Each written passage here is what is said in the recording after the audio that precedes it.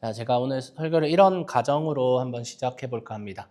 여러분이 나이가 들어가는데 아무 일도 하지 않고 지금 백수로 그냥 살고 있다고 한번 가정을 해볼게요. 인생이 망가지고 나락으로 가고 있습니다. 렌트비를 못 내서 이제 며칠 뒤면 쫓겨날 지경에 이르렀습니다. 어카운트에는 이제 돈이 없고 아무런 소망이 없습니다. 물론 호주 시민권이 있으신 분들은 센터링크를 받으면 되겠구나 하지만 외국인이라면 영주권이 없는 분이라면 굉장히 소망이 없는 그런 나날들을 보내고 있겠죠.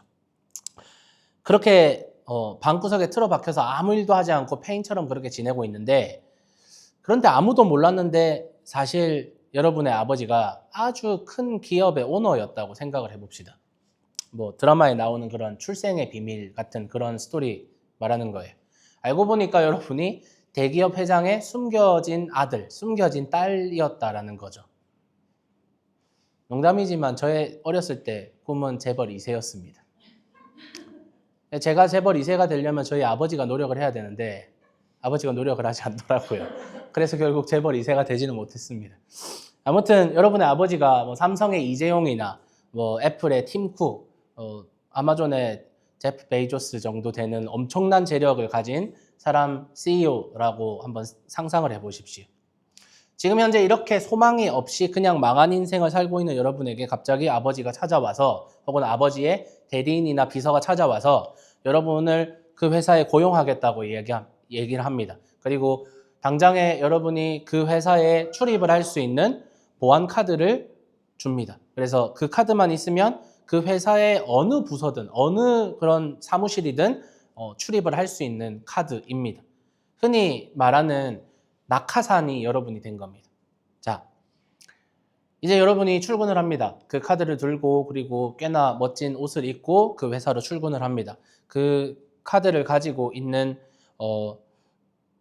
그 카드를 가지고 어느 부서든 찍고 들어가서 이렇게 커피도 마시고 사람들이랑 대화를 합니다. 그런데 똑같이 출근을 하고 사무실에서 만난 사람들에게, 평범하게 그 회사의 인터뷰를 보고 입사를 한 사람들에게 그 사람이, 여러분이 내가 이 회사에 들어오기 위해서 얼마나 노력했는지 아느냐고 거들먹거리면서 자랑한다면, 사실은 여러분은 그냥 그 카드를 아버지에게서 그냥 받은 것밖에 없는데, 정당하게 경쟁을 치르고 입사를 한 그런 동료들에게, 혹은 그런 기업의 간부들이나 혹은 아버지에게 내가 이 회사에 들어오기 위해 얼마나 노력을 했는지 아느냐라고 말한다면, 그 회사 동료들은 여러분을 어떻게 생각할까요?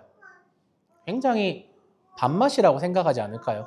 저거 아버지 잘 만난 주제에 우리랑 같이 경쟁해서 들어온 것도 아닌데 진짜 조금 재수없네 라고 뒤에서 뒷담화를 당할 가능성이 굉장히 높겠죠. 그리고 그 카드를 준 아버지도 좀 어이없어 하지 않을까요? 그렇죠? 제가 조금 과장을 하긴 했지만 우리의 구원이란 이런 거예요. 소망이 없는 우리에게, 그냥 죽어가던 우리에게 주어진 프리패스 카드라는 거죠. 그런데 그 카드를 얻기 위해서 내가 무엇을 했든 어떤 노력을 했든지 뭐 자랑하는 것은 아버지의 입장에서는 굉장히 조금 어이가 없는 일이라는 겁니다. 조금 민망한 우리의 입으로 무언가를, 그 프리패스 카드를 받기 위해서 내가 했던 노력을 자랑하는 건 조금은 민망한 일이라는 거죠. 왜냐하면 백수 아들은 그 카드를 얻기 위해서 한 일이 아무것도 없기 때문입니다. 하나님께서 여러분을 은혜로 구원하셨다라는 것을 여러분 믿으시나요? 조금 더 크게 대답하셨으면 좋겠어요. 믿으시죠? 이 믿음이 혹시 여러분의 어떤 결단이나 여러분의 의지로 인해서 만들어진 건가요? 오늘 말씀을 듣고 한번 여러분이 믿음을 가졌다라고 한다면 내 믿음은, 내 구원은 어디에서부터 왔을까를 다시 한번 깊이 고민하는 시간이 되었으면 좋겠고, 그리고 구원과 믿음에 대해서 여러분이 깨닫고 그리고 믿음이 더욱더 깊어지는 우리 모든 성도님들 되시기를 축복합니다. 하나님이 여러분을 은혜로 구원하셨고 구원에 필요한 모든 것들을 이미 다 이루시고 제공해 주셨음을 우리는 인정하고 믿는 사람들입니다. 그래서 예수님이 여러분을 대신해서 십자가에서 죽으셨습니다. 예수님이 죽어야 되기 때문에 죽은 게 아니라 원래 그 십자가에 매달려서 죽어야 되는 것은 우리 각 사람이었습니다. 그런데 예수님은 대신 죽으신 거예요. 대신. 예수님이 대신 죽으셨기 때문에 희생양이라는 표현을 할 수 있는 겁니다. 그래서 예수님이 십자가에서 죽으심으로써 여러분의 죄를 해결했고, 그리고 죄의 결과인 죽음과 저주까지도 모두 다 해결해 주셨습니다. 그로 인해서 여러분에게 무엇이 왔나요? 생명이 여러분에게 허락되었고, 그것을 우리는 구원이라고 부릅니다. 그래서 이 구원이 이루어지기 위해서는 딱 한 가지가 필요합니다. 그게 뭘까요? 예수님과 내가 연결이 돼야 되겠죠. 예수님을 믿지 않는 사람들은 아직도 저 중동에서 남자 하나가 죽은 게 왜 죄를 해결했다고 구원을 받는다고 하느냐라고 말합니다. 왜냐하면 예수님과 그 사람이 연결되어 있지 않기 때문입니다. 그러면 예수님과 어떤 사람이 연결되기 위해서는 하나의 통로가 필요한데 그것을 성경은 믿음이라고 이야기합니다. 그래서 예수님이 많은 것들을 우리 대신해서 이루셨는데 그 이루신 게 우리가 상관이 있으려면 믿음이라는 통로가 예수님으로부터 연결이 되어야 된다는 거죠. 하나님께서 하신 모든 일들, 위대한 일들을 여러분이 믿습니다. 그렇죠. 내가 죄인이라는 것을 믿고 하나님이 여러분을 사랑했다라는 것을 믿고 사랑했기 때문에 아들이었던 예수님을 이 땅에 보내시고 죽기까지 여러분을 사랑하셨고 인내하셨고 그리고 그 예수님도 그 십자가에서 죽으시기까지 여러분을 사랑하시고 인내하셨고 그리고 그 십자가가 여러분의 모든 죄와 저주와 사망까지도 다 끊고 오히려 생명을 여러분에게 선물해 줬다라는 것을 그리고 예수님께서는 죽으셨지만 부활하셨다라는 것을 믿는 모든 자들에게 구원이 허락된다라는 것을 우리는 믿습니다. 그러므로 우리는 구원받은 사람이라는 것을 우리는 믿고 있습니다. 그렇죠? 자, 그렇다면 여러분에게 있어서 믿음이라는 것은 무엇일까요? 앞에서 말씀드렸지만 여러분의 어떤 결단이나 의지에서 만들어진 어떠한 감정이나 어떠한 지식일까요? 내가 스스로 내가 믿음을 갖기를 원하면 믿음을 가질 수 있는 걸까요? 여러분에게 언제 믿음이 생겼나요? 그건 어떤 계기로 생겼나요? 어떤 사람들은 감정적인 그런 좀 뜨거운, 감정적인 흥분에서부터 시작된 사람들도 분명히 있을 겁니다. 어떤 사람들은 지식적인 동의에서부터 시작된 사람들도 있을 거고요. 아니면 한 번도 그런 고민을 해본 적이 없는 사람도 분명히 있을 겁니다. 믿음이 뭐야? 그냥 믿는 거지. 먼저는 일단 여러분의 믿음이 감정에서 왔을 수도 있습니다. 어떤 유명한 강사의 탁월한 설교를 듣다가 마음이 뜨거워지는 것을 경험하고 혹은 어떤 컨퍼런스에 갔다가 뜨거운 찬양을 그렇게 함께 부르다가 마음이 막 뜨거워지는 경험. 기도를 하다가 그런 경험을 했던 사람들도 있을 것이고 혹은 그냥 찬양을 듣다가 마음이 뜨거워지는 경험. 설교를 평범한 한 주간의 설교를 듣다가 혹은 유튜브에서 그냥 짧은 쇼츠 하나를 보고 혹은 사람과 일상적인 대화를 하다가 마음의 움직임을 경험하는 사람들도 분명히 있습니다. 또 어떤 사람들은 지식적인 동의에서 시작되는 경우도 많습니다. 이성적인 설득에 의해서 오는 사람도 있고요. 어떤 사람이 성경을 아주 논리적으로 이성적으로 잘 풀어서 설명을 해줘서 그것이 이해가 되면서 믿음이라 이 예수님이 왜 십자가에 돌아가셨는지 내가 왜 믿어야 하는지 이런 것들이 로지컬하게 이해가 되기 시작하면서 믿어지는 사람들도 있습니다. 또 혹은 나는 언제인지는 모르겠는데 그냥 어느 순간 믿음이 찾아온 경우도 있다라는 거죠. 그런데 제가 왜 이런 말씀을 드리자면 믿음이라는 것의 본질을 한번 우리가 잘 고민을 해보면서 믿음이 무엇일까 정의를 한번 내려보자라는 겁니다. 이 믿음이 만약에 여러분이 의지적으로 나 오늘 지금 6월 22일 2시 5분 오늘부터 지금 이 순간부터 난 예수를 믿을 거야. 자, 준비 시작. 이 순간부터 저는 구원받았습니다. 라고 내가 의지적으로 결정할 수 있는 영역일까요? 오늘 말씀 뭐라고 이야기하는지 한번 볼게요. 8절 말씀에 이렇게 이야기합니다. 8절에 은혜로 여러분은 구원받았기 때문입니다. 믿음을 통해서요. 이것은 여러분한테서 비롯된 것이 아니라 하나님의 무엇이다? 선물이다 라고 말합니다. This is not your own doing. 너의 것이 아니다. 너의 것에서 비롯된 게 아니다. 이것은 it is the gift of God. 하나님에게서 온 선물이다 라고 이야기하는 겁니다. 내가 예수와 부처와 마호메트와 공자와 이런 성인들을 구글링을 해보니까 예수님이 제일 좀 멋지게 생기셨네. 머릿결도 찰랑찰랑 거리시고 패션 센스도 멋있으시네. 그러니까 나는 예수님이 제일 외적으로 괜찮아 보이고 좀 힙해 보이니까 또 사람들도 많이 믿는 것 같으니까 나는 예수를 선택할 거야. 나는 오늘부터 이 순간부터 예수를 믿기로 선택할 거야 라고 하는 사람은 없을 겁니다.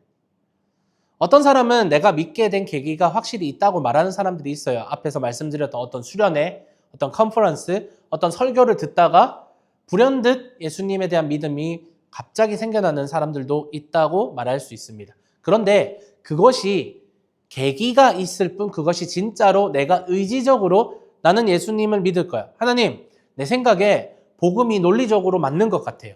혹은 하나님 말씀 드렸을 때 내가 그런 마음이 뜨거워지는 걸 경험합니다. 그러니까 나는 논리적으로, 감정적으로, 이성적으로, 영적으로 하나님 당신의 말씀에 동의합니다. 하나님 당신이 하신 일에 동의합니다. 그러면 난 지금부터 크리스찬이 되겠습니다. 난 이제부터 믿음을 갖기로 결정했습니다.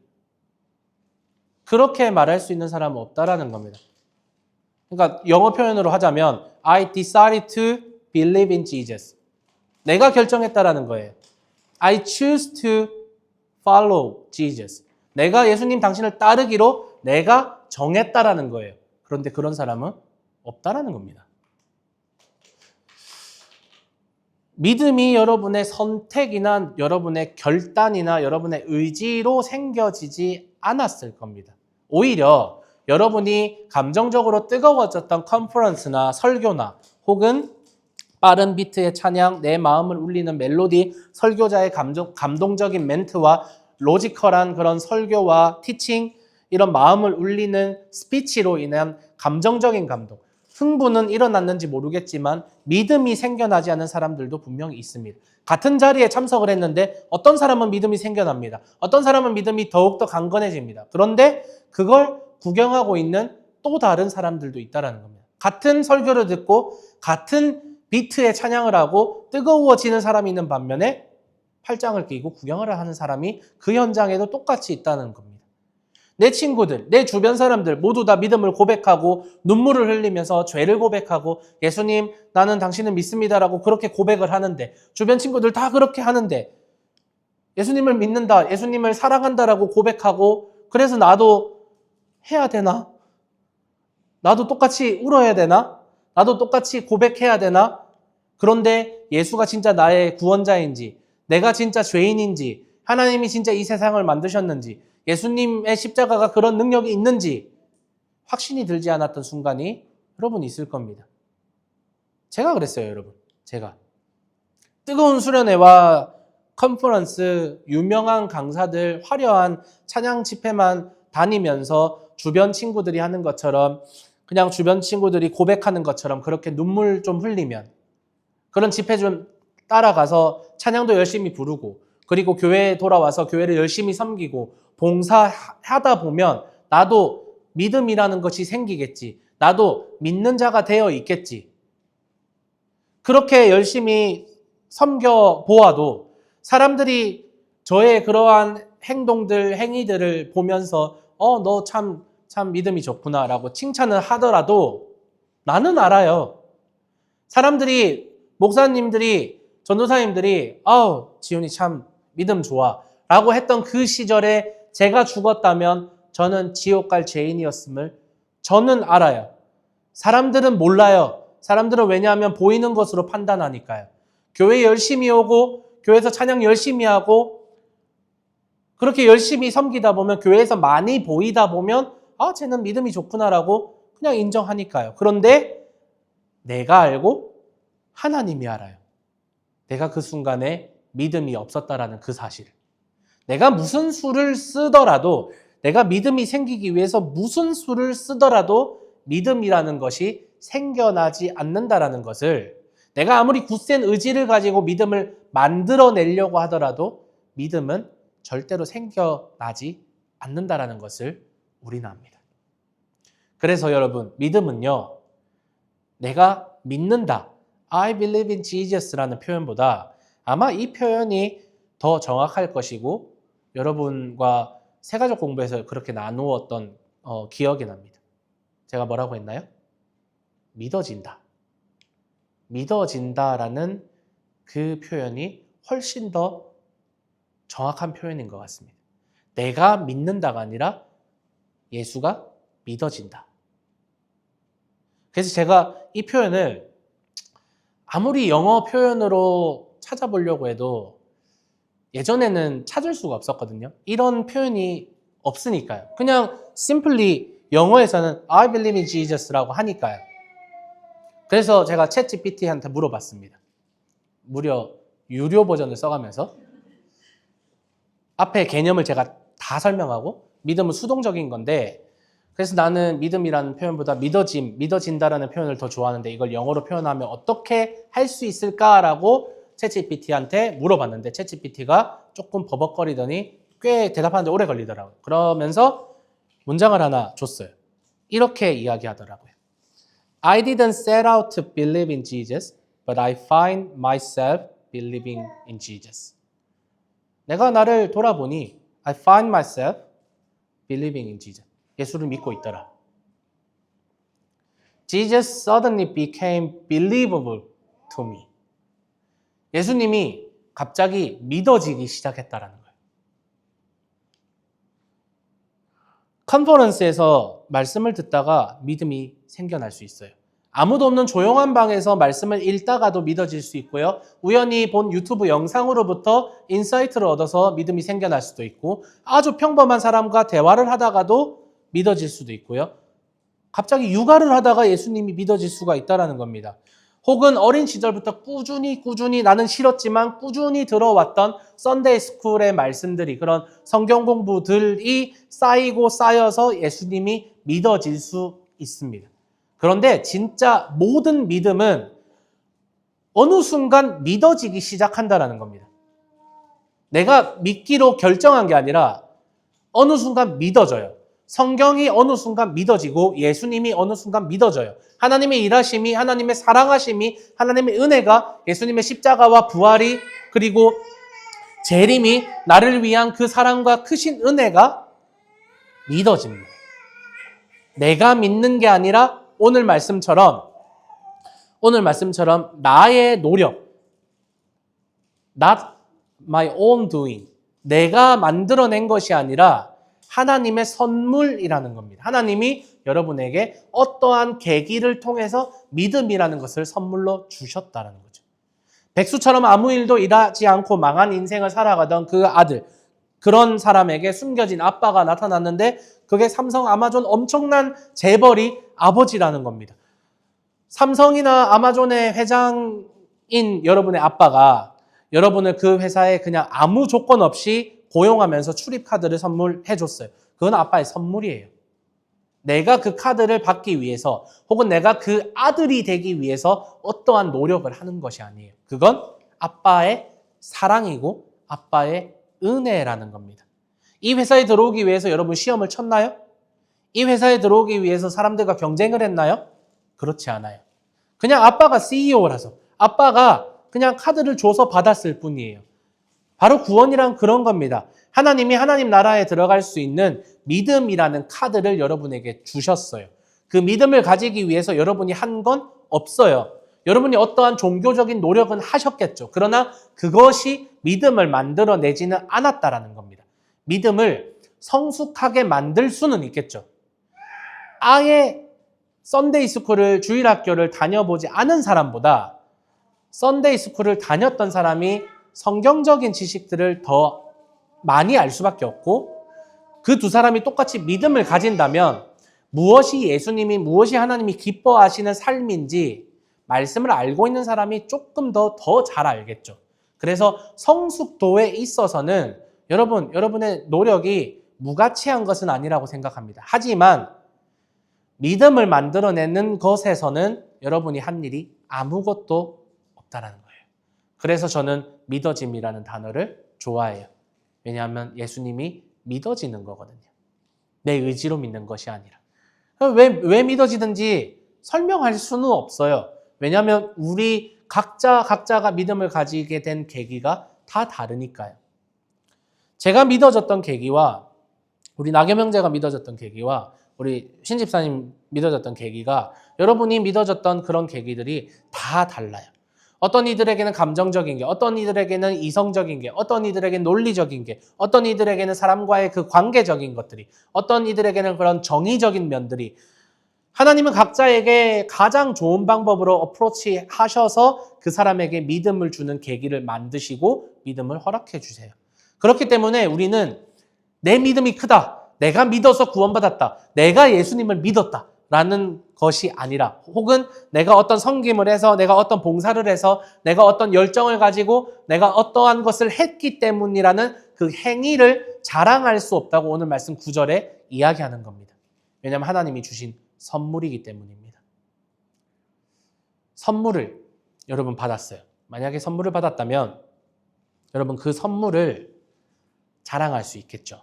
그런데 선물을 준 당사자를 자랑하는 것이 또 다른 선물을 받게 하는 팁입니다.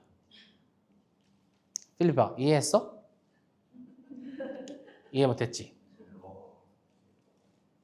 If your mom give you a gift, then you wanna boast your gift, like iPad, MacBook, or something, or your shoes. But if you want a more gift, then you have to boast your mom. That is tip. 내가 받은 선물만 자랑하면 좋겠다. 그런데 이 선물을 준 엄마를 자랑하면 엄마가 그걸 보고 우리 아들 참 잘 키웠어. 또 그래 그 운동화 떨어지면 또 사줄게. 그것이 바로 우리가 하나님께 가져야 되는 마음인 겁니다. 아시겠죠? 그래서 여러분 망한 인생을 살아가던 여러분에게 부자의 아들로 살아갈 신분이 생겼고 그 엄청난 회사에 들어갈 수 있는 그 카드가 생겼습니다. 그런 여러분이 시험도 인터뷰도 보지 않고 아무 조건 없이 사원증을 받은 여러분이 내가 노력해서 이 카드를 받았다라고 한다면 그러면 그건 정말 재수 없는 거예요. 정말 밥맛인 거예요. 그런데 이 카드를 주신 내 아버지를 자랑하고 더 사랑하고 아버지를 계속해서 프레이즈하면 예배하면 하나님이 여러분에게 더욱더 크신 것들을 맡겨주시고 더욱더 크신 선물들을 계속 부어주실 겁니다. 그래서 우리는 우리 스스로를 자랑해서는 안 됩니다. 나의 어떠한 조건 때문에 구원받은 것이 아니기 때문입니다. 오직 무엇으로? 은혜로. 오직 은혜로 심지어 나의 것인 줄 알았던 이 믿음조차도 사실은 이 믿음이 내 것이라고 생각하는 경향이 있습니다. 그래서 이 믿음을 나의 반응이라고 생각하는 그런 사람들도 있어요. 하지만 이 믿음조차도 하나님의 선물이기 때문에 내가 믿음이 좋다라고 자랑할 수 없다라는 겁니다. 구원도 믿음도 그 모든 것들이 하나님의 선물이기 때문에 우리는 이 선물을 주신 하나님을 자랑해야만 합니다. 그래서 갈라디아서 6장 14절에 이렇게 이야기합니다. 우리 함께 읽어볼까요? 시작. 그러나 무엇을 자랑한다는 것은 나에게 있을 수 없는 일입니다. 우리 주 예수 그리스도의 십자가 말고는요. 그분의 십자가를 통해 세상은 나에 대해 십자가에 못 박혔고 나도 역시 세상에 대해 그렇습니다. 우리가 구원에 있어 무언가를 자랑하는 것은 있을 수 없는 일이다. 왜냐하면 하나님이 은혜와 사랑으로 우리에게 선물로 모든 것들을 주셨기 때문입니다. 그로 인해서 우리가 구원을 받았기 때문입니다. 그래서 우리가 무언가를 자랑한다면 그것은 반드시 하나님의 사랑이어야 합니다. 우리가 무엇을 자랑한다면 그것은 하나님의 사랑의 핵심인 십자가에 달리신 예수님이어야 합니다. 그렇기 때문에 진짜 믿음이 뭐냐라고 물으면 저는 아주 어린 시절에 우리 모두가 부모님에게 가졌던 마음이라고 생각합니다. 지금 우리 하다가 우리 부모님에게 가지는 마음이라고 생각합니다. 아이가 이 나이 때부터 아마 킨더 들어가기 전까지는 적어도 엄마 아빠는 아이의 모든 것입니다. 아빠는 아이가 사는 세상에서 가장 능력 있는 사람이고 엄마는 아이가 사는 세상에서 가장 사랑하는 사람입니다. 아빠는 모든 것이 가능하고 아빠는 이 세상 누구보다 강합니다. 적어도 하다에게. 하나님에 대한 믿음은 그리고 예수님에 대한 믿음은 이런 어린아이가 부모에게 갖는 마음과 같다고 생각합니다. 그래서 예수님께서도 어린아이와 같지 않으면 하나님 나라에 들어갈 수 없다라고 말했는지도 모르겠습니다. 하나님에 대한 믿음은 정말 전적으로 우리 하나님은 강하시다. 전적으로 우리 하나님은 은혜로우시다. 전적으로 하나님은 선하시다라는 그런 믿음입니다. 사람은 변합니다. 우리 하다가 아마 킨더 정도 들어가고 이제 프라이머리 들어가면 엄마 아빠가 그렇게 좋은 사람이 아니네? 라는 생각을 할 수도 있습니다. 할 수도 있습니다. 적어도 저는 그랬습니다. 적어도 저는 지금 저희 아버지가 그렇게 유능한 사람이 아니라는 걸 압니다. 하지만 어렸을 때 저는 저희 아빠의 키가 185인 줄 알았고요. 네, 저희 아빠 키는 168입니다.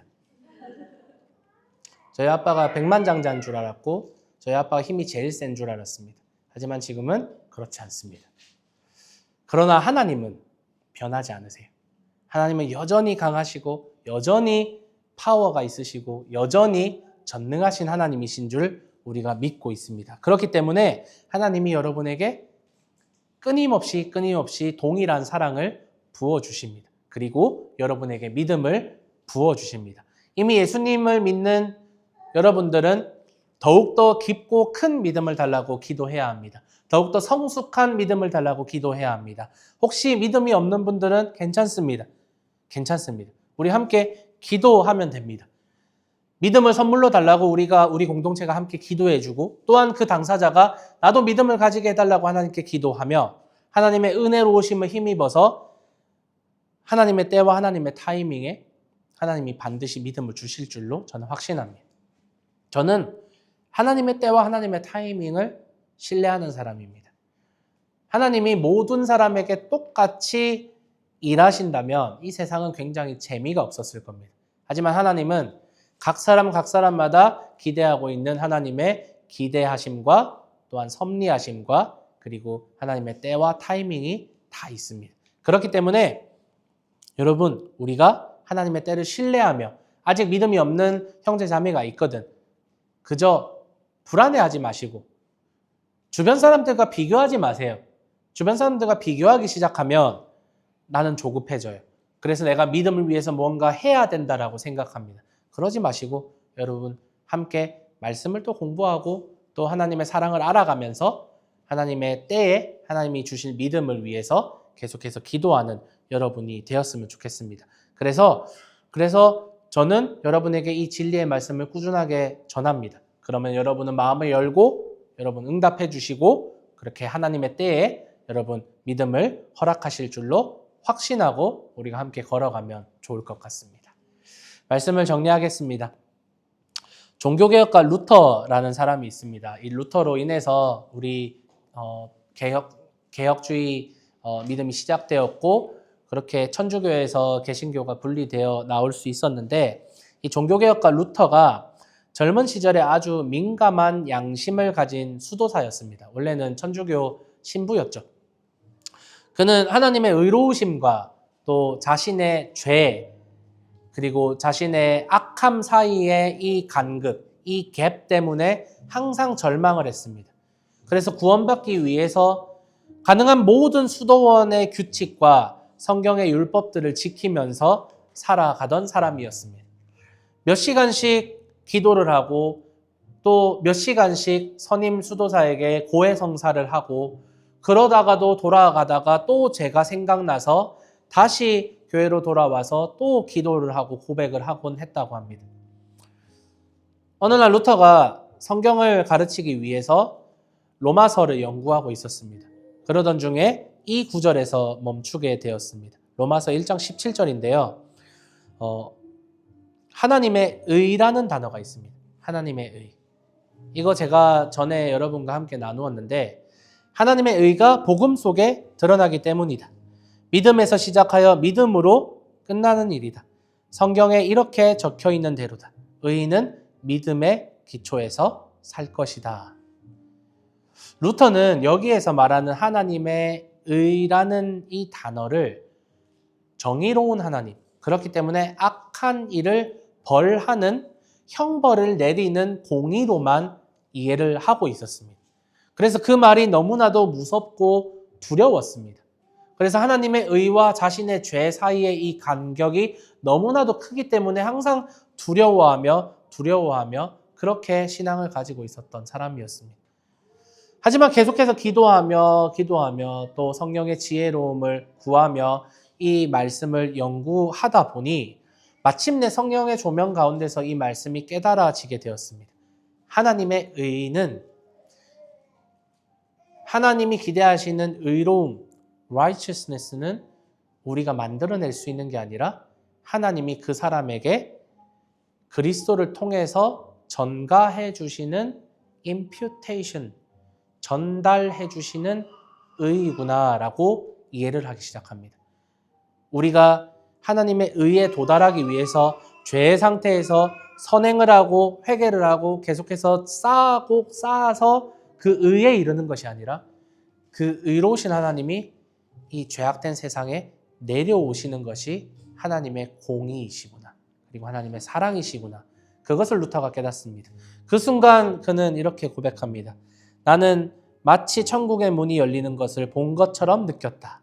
그때 나는 거듭났고 성경 전체가 전혀 새로운 모습으로 보이기 시작했다.